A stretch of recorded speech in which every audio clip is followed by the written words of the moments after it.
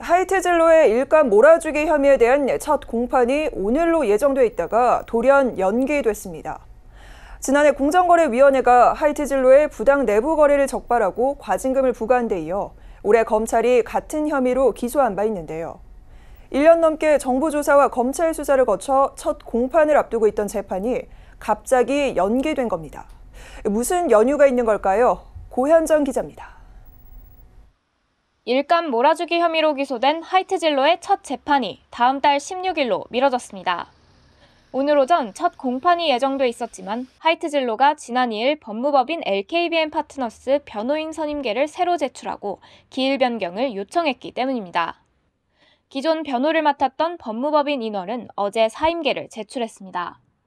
이에 하이트진로 측은 공판 이틀 전에 변호인 선임계를 내게 돼 재판 준비 시간이 부족했기 때문이라고 설명했습니다. 그러나 시간 부족이라는 이유는 핑계에 불과하다는 지적입니다. 지난해 1월 공정위의 부당 내부 거래 적발부터 검찰 기소에 이르기까지 1년 넘게 끌어온 사안이기 때문입니다. 불과 2주 전 신제품 테라를 출시하는 등 시장 확대에 박차를 가하고 있는 마당에 박태영 부사장 등 오너 일가가 법정에 나타나는 게 부담스러웠다는 분석입니다. 실제로 업계에서도 10여 년의 신제품 준비 끝에 새 출발을 선언한 상황에서 재판 일정을 미루는 전략이 불가피했을 것으로 보고 있습니다. 하이트진로는 지난 2008년부터 2017년까지 맥주캔 제조에 필요한 공캔과 알루미늄 코일 구매 과정에 서형 ENT를 끼워 넣어 이른바 통행세 형태로 일감을 몰아주고 서형 ENT가 자금난에 시달리자 키미데이터와 이면 계약을 체결해 도급비를 부당 인상해줬다는 혐의를 받고 있습니다.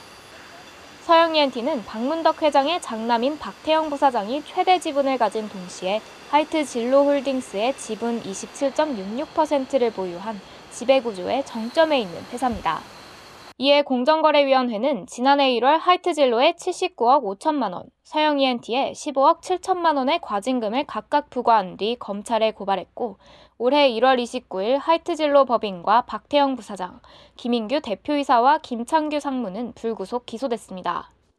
앞서 하이트진로는 공정위 조사에서는 혐의를 부인하다가 이번 검찰 수사 과정에서는 모든 혐의를 인정한 것으로 알려진 가운데 유죄가 최종 확정될 경우 최대 징역 3년 또는 2억 원 이하의 벌금을 물게 됩니다. 서울경제TV 고현정입니다.